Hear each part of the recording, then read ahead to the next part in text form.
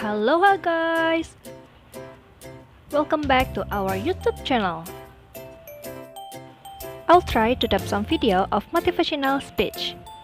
The topic of this speech is about mathematics. The title is Math Isn't Hard, It's a Language by Mr. Randy Polisak. The original video is belong to TED Talks YouTube channel. Anyway, I'm still learning here guys, so forgive me if my pronunciation is kinda weird. Without spending any more time, so let's check it out.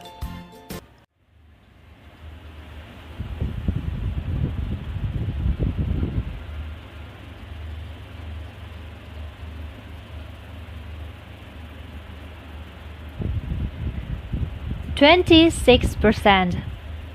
On the nation report card, that's the percentage of US 12th graders who are proficient in math. In America, we pride ourselves as being an exceptional country, but does 26% sound exceptional to you? Raise your hand if you think as the country we need to do way better than this. I'm with you. We all need math, for why are so many kids confused by it?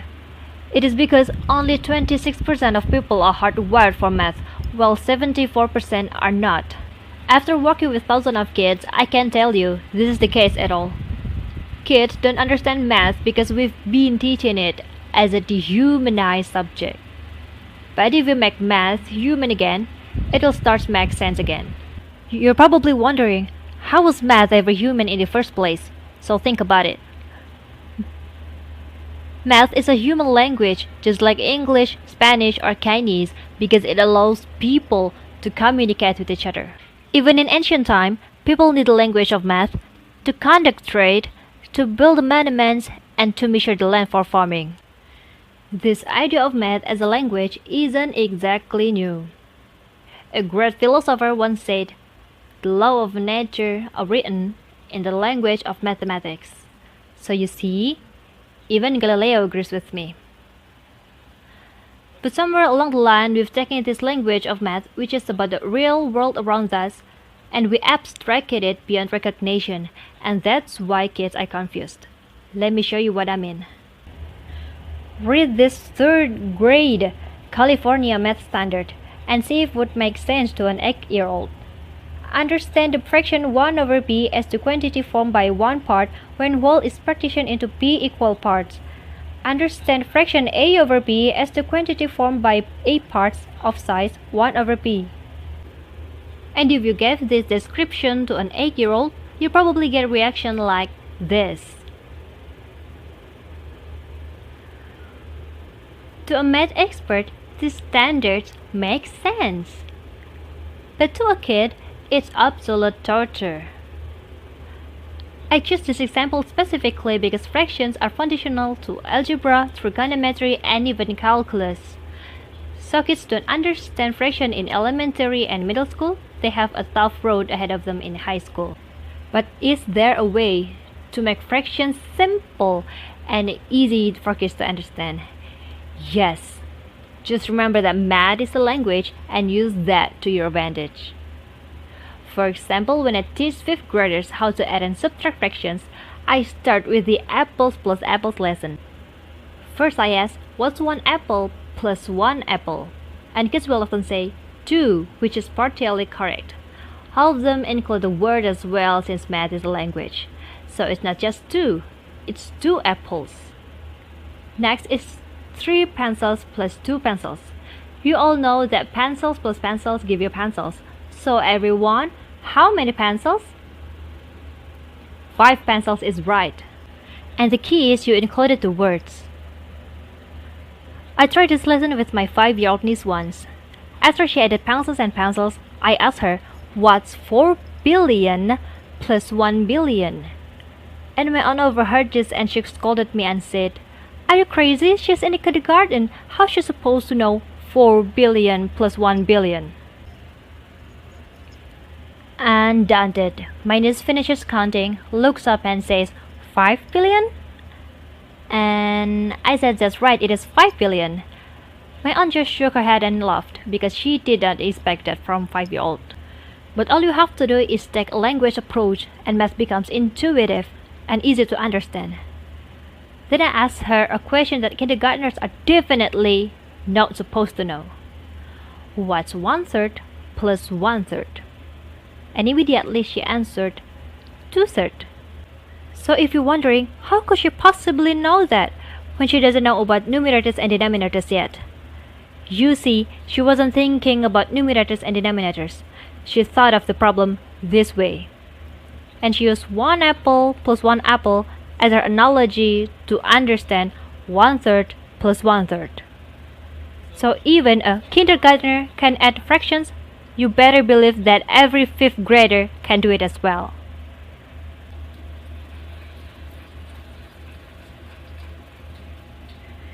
Just for fun, I asked her a high school algebra question. What's 7x squared plus 2x squared?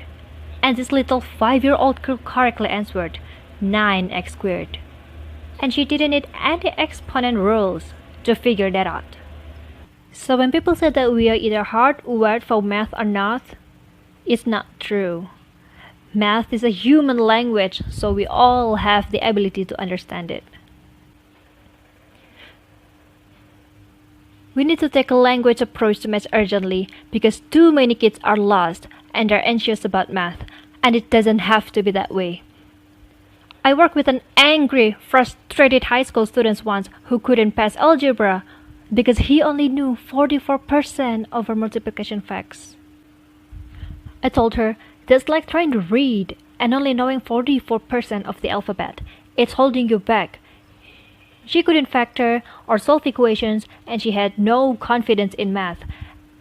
As a result, the teenager had no confidence in herself.